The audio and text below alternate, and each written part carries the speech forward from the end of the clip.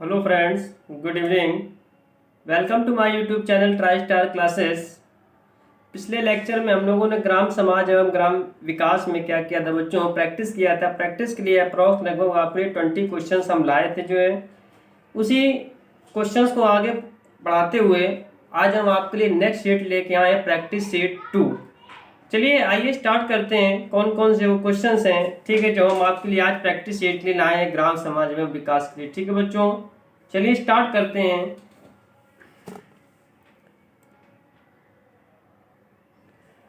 आपकी स्क्रीन पर first question है, परिवार के उद्विकासी सिद्धांत के प्रतिपादक कौन थे? ऑप्शन है बैकोफन, मार्गन, आगबर्न, राल्फ लिंटन। परिवार के उद्विकासी सिद्धांत के प्रतिपादक देखा जाए बच्चों, बैकोफन है। कौन है? बैकोफन है। लेकिन इस सिद्धांत की जो व्याख्या मार्गन ने की थी, सिद्धांत की व्याख्या जो है मार्गन ने किया था, लेकिन उद्विकासी सिद्धांत के प्रतिपादक कौन थे?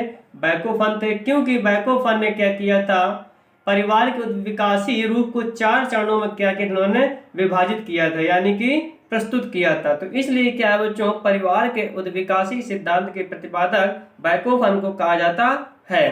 ठीक है, चलिए नेक्स्ट क्वेश्चन की ओर मूव करते हैं। क्वेश्चन नंबर 2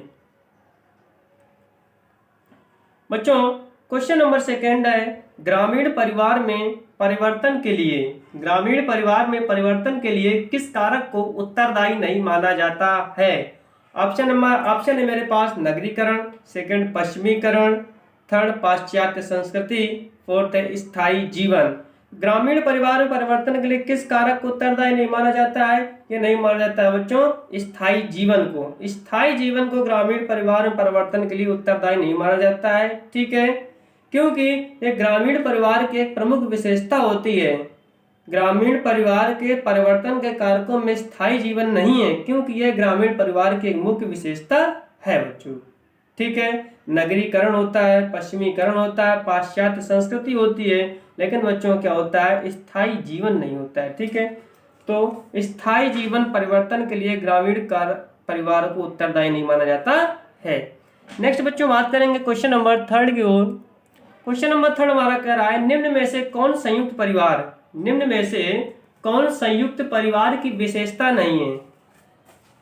ऑप्शन विशाल आकार, साझा संपत्ति, नातेदारी व्यवस्था की कमी, नंबर 4 है सामूहिक एकता। जब हम आपको लेक्चर पढ़ा रहे थे, आपको इस 2nd क्लास में हमने आपको बताया था, संयुक्त परिवार बताया था कि संयुक्त परिवार क्या होता है, संयुक्त परिवार के विघटन के कारण क्या क्या होते हैं। संयुक्त परिवार वो परिवार होता है जहाँ पे 3 या 3 से अधिक की पीढ़ी क्या करती है, एक ही छत के नीचे, एक ही मकान के नीचे रहती है। ठीक है, उनका खाना पीना बनाना सब क्या होता है, एक ही रसोई में होता है, एक ही देवी देवताओं को क्या करते हैं, मानते हैं। अच्छा, बात है विशेषता की, संयुक्त परिवार की विशेषता क्या नहीं। पहला विशाल आकार। बच्चों, परिवार का आकार बड़ा होता है, इस संयुक्त परिवार का आकार बड़ा होगा। क्यों होगा? क्योंकि इसमें क्या है, 3 या 3 से अधिक पीढ़ी के लोग रहते हैं। ठीक है, चाचा हो गए, नाना हो गए, नानी हो गए, दादा हो गए, दादी हो गए, ठीक है, चाची हो गई। तो क्या है, परिवार जब ज्यादा संख्या में होगा तो क्या होगा, संयुक्त परिवार की विशाल आकार होगा। नंबर 2 ऑप्शन साझा संपत्ति। ठीक है, साझा संपत्ति की बात करें तो परिवार में क्या होता है, एक ही यानी खेती बाड़ी संपत्ति क्या होता है, किसी कोई विभक्ति नहीं होती संयुक्त परिवार में। ठीक है, एक संयुक्त परिवार की विशेषता ये भी है। नेक्स्ट है सामूहिक एकता। जी हाँ बच्चों, परिवार में क्या होता है, संयुक्त परिवार में सामूहिक एकता होती है। ठीक है, परिवार में क्या होता है, सामूहिक एकता होती है। ठीक है, ये हमारे बच्चों क्या थे, संयुक्त परिवार के कुछ क्या थे, विशेषताएं थी। ठीक है, संयुक्त संपत्ति यानी कि साझा संपत्ति क्या है कि संयुक्त संपत्ति जो परिवार के जड़ के संगठन को मजबूत बनाए रखती है। ठीक है, परिवार के सामान्य कोष में परिवार के सभी सदस्यों की हिस्सेदारी क्या होती है, बराबरी की होती है। ठीक है, सामूहिक एकता हमने आपको बताया, परिवार में क्या होता है, सामूहिक एकता यानी कि सब लोग मिलजुल कर रहते हैं। बस क्या है, नातेदारी व्यवस्था कमी इस संयुक्त परिवार की विशेषता नहीं है बच्चों। Option number 3 C is the right answer of this question. Next question को बढ़ेंगे, क्वेश्चन नंबर 4। क्वेश्चन नंबर 4 है, निम्न में से कौन वंश, सत्ता एवं स्थान के आधार पर संयुक्त परिवार के प्रकार है? पहला ऑप्शन पितृवंशी परिवार, नंबर 2 एकाकी परिवार, नंबर 3 मिताक्षरा संयुक्त परिवार, नंबर 4 है बच्चों दाय भाग संयुक्त परिवार। ठीक है, तो कौन वंश, सत्ता एवं स्थान के आधार पर संयुक्त परिवार के प्रकार हैं? ये बच्चों हमारा है पितृवंशी परिवार। ठीक है, पितृवंशी परिवार में क्या होता है? परिवार की सत्ता या अधिकार पिता व पुरुषों के हाथों में होती है। पितृवंशी परिवार में क्या होता है? परिवार की सत्ता या अधिकार जो होता है या पिता या पुरुषों के हाथों में होती है। ठीक है, वहीं अगर इसमें मातृवंशी परिवार की बात कर लें, ठीक है, तो मातृवंशी परिवार में क्या होता है? सत्ता माता या स्त्रियों के हाथों में होती है, जो क्या करते हैं? परिवार पर क्या करते हैं? नियंत्रण रखती हैं। अगर बच्चों यहाँ पे पितृवंशी परिवार न होकर अगर यहाँ पे मातृवंशी परिवार हो जाए तो भी बच्चों क्या है? इस क्वेश्चन का सही आंसर हो जाएगा। तो सत्ता, वंश, स्थान के आधार पर पितृवंशी परिवार इस संयुक्त परिवार का क्या है बच्चों? प्रकार है। एकाकी परिवार हमने आपको बताया था कि एकाकी परिवार क्या होता है बच्चों? ये शहरों में होता है, यानी कि एकाकी परिवार हमारे दो का हिसाब किताब रहता है शहरी परिवार में। ठीक है बच्चों, मिताक्षरा संयुक्त परिवार, मिताक्षरा संयुक्त परिवार वो परिवार होता है बच्चों, असम और बंगाल को छोड़कर पूरे भारत में यह परिवार पाया जाता है। केवल क्या है? असम और बंगाल को छोड़कर यह परिवार पूरे भारत में मनाया जाता है। इस परिवार में होता क्या है कि पुत्र को पिता की संपत्ति में जन्म से ही अधिकार प्राप्त होता है, लेकिन क्या होता है? स्त्रियों का संपत्ति में कोई अधिकार नहीं होता है। किसमें बच्चों? मिताक्षरा संयुक्त परिवार में। ठीक है, वहीं दाएं भाग संयुक्त परिवार क्या होता है? दाएं भाग संयुक्त परिवार, यह परिवार असम एवं बंगाल में पाया जाता है। ठीक है बच्चों, ये क्या होता है? असम एवं बंगाल में पाया जाता है। इस परिवार में क्या होता है? पिता के मरने पर संपत्ति का अधिकार पत्नी को मिलता है। ठीक है, इस परिवार में क्या होता है? पुरुष और स्त्री दोनों संपत्ति में समान रूप से उत्तराधिकारी होते हैं। तो आंसर इसका हमारा क्या है? पितृवंशी परिवार के आधार पर सत्ता, वंश, स्थान सब संयुक्त परिवार के क्या है बच्चों? ये हमारे इसके क्या है? प्रकार हैं। नेक्स्ट क्वेश्चन की ओर बढ़ेंगे। Question number 5। क्वेश्चन नंबर 5 है, दाएं भाग संयुक्त परिवार भारत के किस राज्य में पाया जाता है? बच्चों बिल्कुल अभी भी हमने आपको बताया था दाएं भाग परिवार किस राज्य में पाया जाता है, ये हमने आपको बताया था। कहाँ पे पाया जाता है बच्चों? ये हमारा असम एवं बंगाल में पाया जाता है। अगर यहाँ पे बच्चों बंगाल की जगह असम होता तो क्या होता? असम भी इसका आंसर हो जाता। ठीक है, बंगाल, हरियाणा, आंध्र प्रदेश, उत्तराखंड नहीं बच्चों, ये दाएं भाग संयुक्त परिवार बंगाल में पाया जाता है। ठीक है बच्चों, अभी हमने बताया इस परिवार में क्या होता है? पिता के मरने पर संपत्ति का अधिकार पत्नी को मिलता है, यानी कि हम यूं कह सकते हैं कि इस संयुक्त परिवार में पुरुष एवं स्त्री दोनों संपत्ति में समान रूप से क्या होते हैं? उत्तराधिकारी होते हैं। ठीक है बच्चों, बहुत अच्छी बात। हम उम्मीद करते हैं कि आपको जितने भी क्वेश्चंस आपके लिए स्लाइड हम लेके आए हैं ये आपको समझ में आ रहे होंगे। ठीक है, बखूबी अच्छी तरीके से। नेक्स्ट क्वेश्चन की ओर बढ़ेंगे। क्वेश्चन नंबर 6, निम्न में से कौन संयुक्त परिवार के विघटन का कारण नहीं है? संयुक्त परिवार के विघटन का कारण नहीं है बच्चों, बताइए कौन से नहीं है? पहला व्यक्तिवाद, दूसरा शिक्षा का प्रसार, सामान्य धार्मिक कर्तव्य और पश्चिमीकरण। बताइए बच्चों, इसमें है क्या कि सामान्य धार्मिक कर्तव्य संयुक्त परिवार के विघटन का कारण नहीं है। ठीक है, बल्कि यह है क्या कि संयुक्त परिवार की विशेषता है। जो यहाँ पे कह रहा है क्वेश्चन में कि संयुक्त परिवार के विघटन का कारण नहीं है, तो सामान्य धार्मिक कर्तव्य क्या है? संयुक्त परिवार की विशेषता है। ठीक है, इसके विघटन के कारण क्या क्या हमने बताया? एक तो नगरीकरण होता है। ठीक है, यानी कि गांव के लोग क्या होते हैं? शहर चले जाते हैं, शहर में क्या होते हैं? वहीं पे बस जाते हैं। ठीक है, वहीं अपना क्या करते हैं? परिवार वगैरह सब इनका बस जाता है। औद्योगिकरण क्या होता है?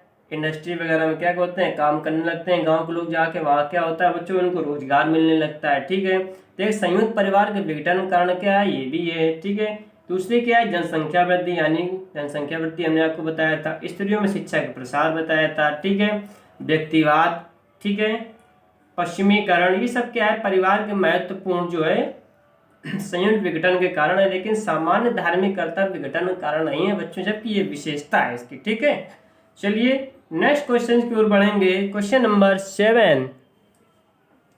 क्वेश्चन नंबर 7 है, वह प्रक्रिया जिसमें समाज का निम्न वर्ग उच्च वर्ग या प्रतिष्ठित वर्ग का अनुसरण करता है तथा उस श्रेणी में शामिल होने के लिए प्रयासरत रहता है, क्या कहलाता है? यानी कि वह कौन सी प्रक्रिया है जिसमें समाज का निम्न वर्ग यानी कि लो वर्ग के लोग उच्च वर्ग या प्रतिष्ठित वर्ग का अनुसरण करते हैं तथा उस श्रेणी में शामिल होने का प्रयासरत कर रहता है, क्या कहलाते हैं बच्चों? उनको कहते हैं संस्कृतिकरण। ठीक है, संस्कृतिकरण ही वो ऐसी प्रक्रिया है जिसमें समाज का निम्न वर्ग, उच्च वर्ग या प्रतिष्ठित वर्ग का अनुसरण करता है और उस श्रेणी में शामिल होने के लिए क्या होता है? लगातार प्रयासरत रहता है।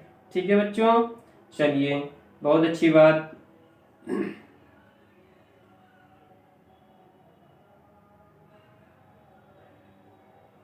नेक्स्ट क्वेश्चन की ओर बढ़ेंगे। Question number 11। क्वेश्चन नंबर 11 है, सरकार द्वारा किए गए वे कौन से प्रयास हैं जिससे संस्कृतिकरण की प्रक्रिया को बढ़ावा मिला है? सरकार द्वारा किए गए वे कौन से प्रयास हैं जिससे संस्कृतिकरण की प्रक्रिया को बढ़ावा मिला है? ऑप्शन हमारे पास है आरक्षण की व्यवस्था, नंबर 2 भूमि सुधार, नंबर 3 मताधिकार का अधिकार, नंबर 4 ये सभी। बच्चों था क्या कि स्वतंत्रता के पश्चात यानी कि जब भारत देश आजाद हो गया था उसके बाद क्या हुआ? सरकार द्वारा कुछ सुधारात्मक कार्यक्रम किए गए। ठीक है, सुधारात्मक कार्यक्रम किए गए यानी कि फैसले लिए गए। इसमें क्या थे? समाज के जितने भी पिछड़े एवं निम्न जातियों के लोग थे, ठीक है, इनके लिए क्या की गई बच्चों? आरक्षण की व्यवस्था की गई, भूमि सुधार किया गया, मताधिकार, अपने मत का दिगाने के अधिकार प्रयोग कर सकते हैं। ठीक है, इस तरह क्या किया सरकार ने? भारत देश आजाद होने के बाद क्या सब महत्वपूर्ण भूमिका निभाई। ठीक है, इन्हीं सब उपायों से समाज में क्या है? स्वतंत्रता का वातावरण तैयार हुआ है। ठीक है, तभी समाज क्या है? परंपरावादी से ऊपर उठकर अब हमारा कैसा समाज बन गया है? प्रगतिशील बन गया है। तो सरकार द्वारा कौन से प्रयास हैं जिससे संस्कृतिकरण की प्रक्रिया को बढ़ावा मिला है? आरक्षण की व्यवस्था भी, भूमि सुधार भी, मताधिकार के प्रयोग भी, ये सभी। यानी कि इसमें option number D is the right answer of this question. ये सभी इसके क्या है? आंसर है। ये सभी इसके क्या है? आंसर है। नेक्स्ट बच्चों क्वेश्चन नंबर 12। क्वेश्चन नंबर 12 है, निम्नलिखित में से कौन संस्कृतिकरण का भारतीय समाज पर पड़ने वाला प्रभाव नहीं है? निम्नलिखित में से कौन संस्कृतिकरण का भारतीय समाज पर पड़ने वाला प्रभाव नहीं है? पहला ऑप्शन सामाजिक सद्भाव को बढ़ावा, नंबर 2 सामाजिक स्थिरीकरण में सुधार, नंबर 3 उच्च वर्ग का प्रभाव बढ़ना, नंबर 4 प्रतिष्ठा के रूप में बदलाव। बताइए बच्चों।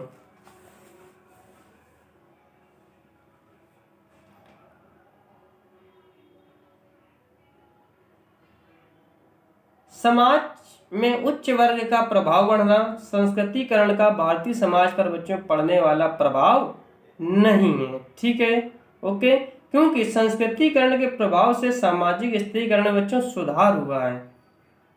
संस्कृतिकरण के प्रभाव से सामाजिक स्थिरीकरण में क्या हुआ? सुधार हुआ है। ठीक है, इससे क्या हुआ? जाति प्रथा वगैरह भी क्या हो गई है? कमजोर हो गई है। सामाजिक सद्भाव को क्या है? बढ़ावा मिला है। ठीक है, और समाज में व्यक्ति के प्रतिष्ठा के मायने में भी क्या है बच्चों? बदलाव आया हुआ है।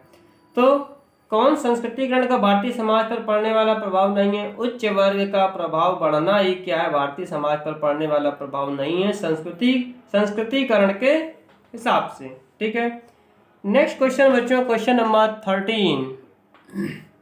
क्वेश्चन नंबर 13 है, पश्चिमीकरण के प्रभाव से भारतीय समाज में विवाह की कौन सी प्रवृत्ति कम हो गई है? पश्चिमीकरण के प्रभाव से भारतीय समाज में विवाह की कौन सी प्रवृत्ति कम हो गई है? ठीक है बच्चों, कौन सी प्रवृत्ति कम हो गई है?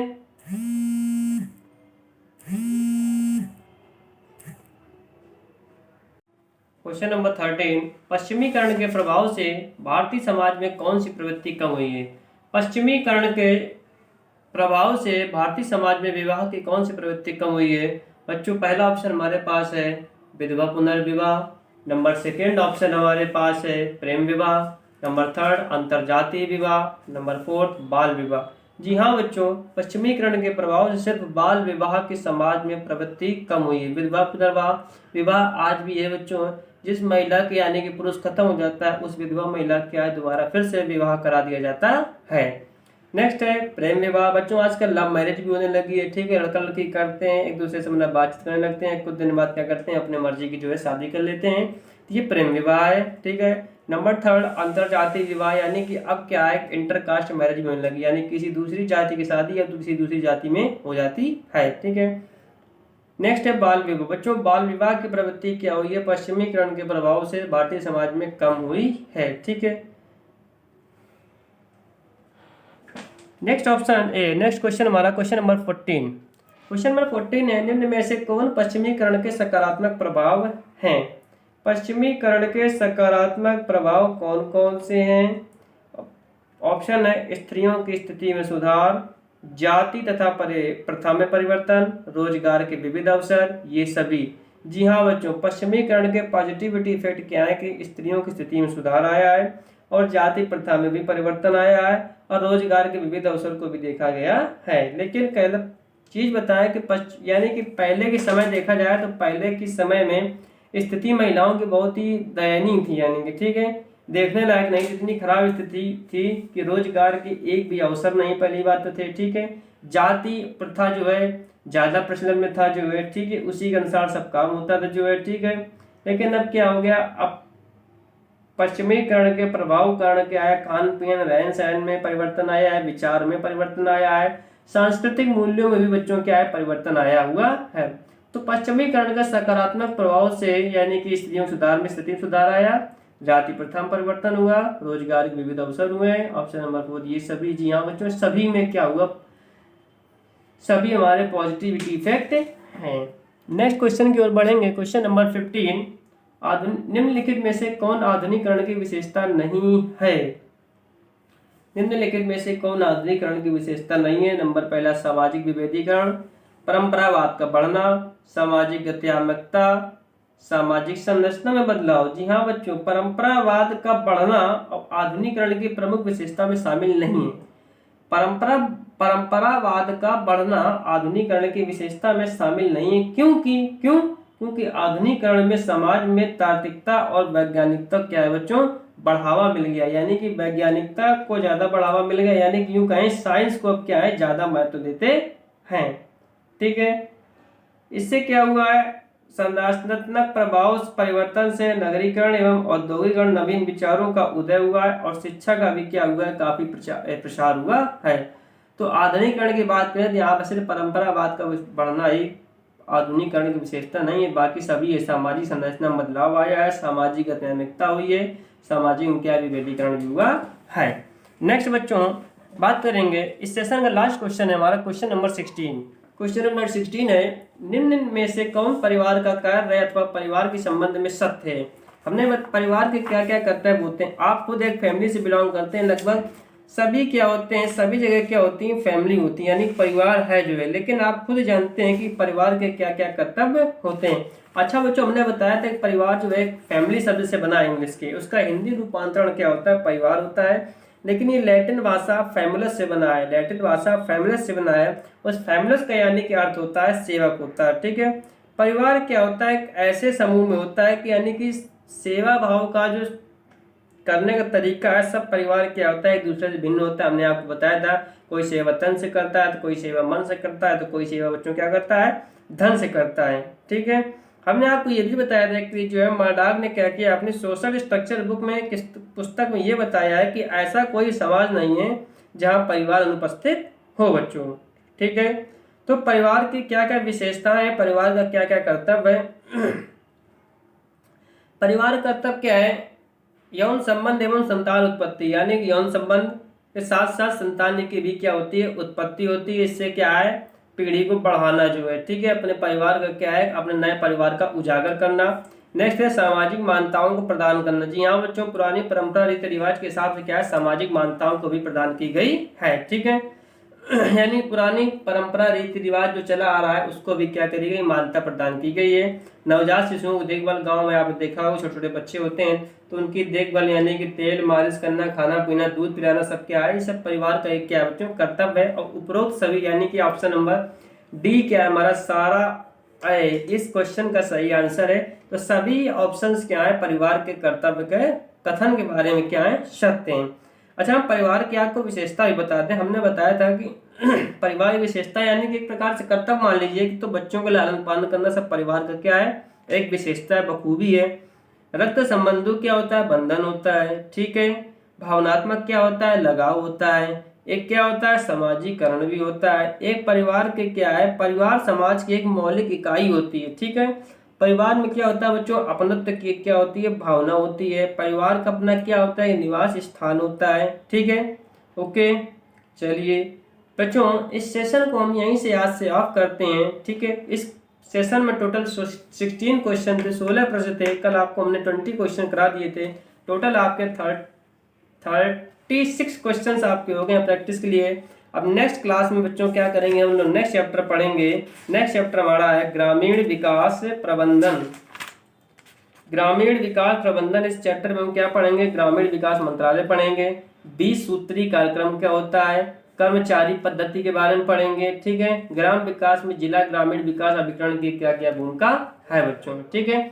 इस हमने आपको बताया था बच्चों कि आपकी कल क्लास नहीं लेंगे, हम आपके ना मंडे को लेंगे, सीधे आपको ट्यूसडे की क्लास लेंगे। लेकिन बच्चों था क्या, हमें किसी काम से आज जाना था बाहर, लेकिन उस काम ना होने की वजह से मैं आज ना जा पाया। मैंने सोचा क्यों आपकी क्लास को बर्बाद हो, इसलिए मैंने आपको इस सेशन को जो मैंने ले लिया। जी हाँ बच्चों, बट कल आपकी क्लास क्या है, ऑफ रहेगी। फिर परसों ट्यूसडे से क्या है, आपकी क्लास फिर से रेगुलर रहेगी जो है। इसके बाद नया चैप्टर पढ़ेंगे हम, ग्रामीण विकास प्रबंधन जो है, ठीक है। बच्चों ये पीडीएफ जो आपको हमने अभी सॉल्व कराई 16 क्वेश्चंस की, हमने कल वाली पीडीएफ भी आपको टेलीग्राम चैनल ट्राइस्टार क्लासेस में हमने अपलोड करा दिया है। और ये जो आज की हमारी पीडीएफ है टेलीग्राम चैनल में, इसको भी हम अपलोड करा देंगे। अभी मुश्किल से आधे घंटे के अंदर में हम क्या है, इस पीडीएफ को भी अपलोड करा देंगे। चलिए दोस्तों, बने रहिए ट्राइस्टार क्लासेस जो है, ठीक है। आप थैंक यू, धन्यवाद।